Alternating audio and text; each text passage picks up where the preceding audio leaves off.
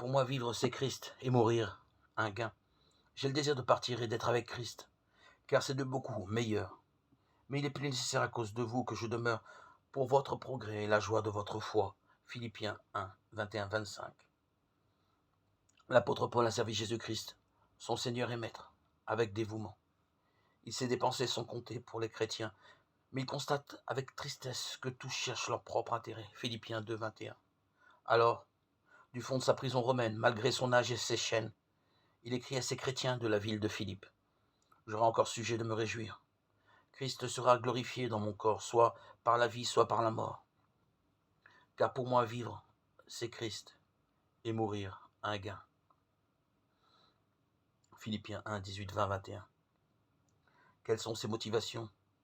Cherche-t-il à échapper aux souffrances? Est-il déçu par les croyants ou blessé dans son amour-propre et découragé d'être relégué au fond d'une prison? Se croit-il seul, fidèle? Est-il prêt à baisser les bras? Ou regrette-t-il d'être né? Non, non, non. Sa lettre respire la joie et la paix. Avec insistance, il invite ses lecteurs à se réjouir toujours dans le Seigneur. Paul sait que la mort l'amènera dans la compagnie de son Sauveur bien-aimé. Être avec Christ, voilà ce qu'il désire. Mais il ne demande pas à mourir. Ce que je dois choisir, je n'en sais rien. Je suis pressé des deux côtés. Versets 22-23.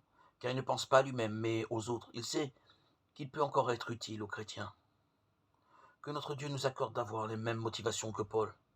Il avait une seule raison de vivre, qu'il résume ainsi: pour moi, vivre, c'est le Christ, et pour Christ, il vaut la peine de tout supporter.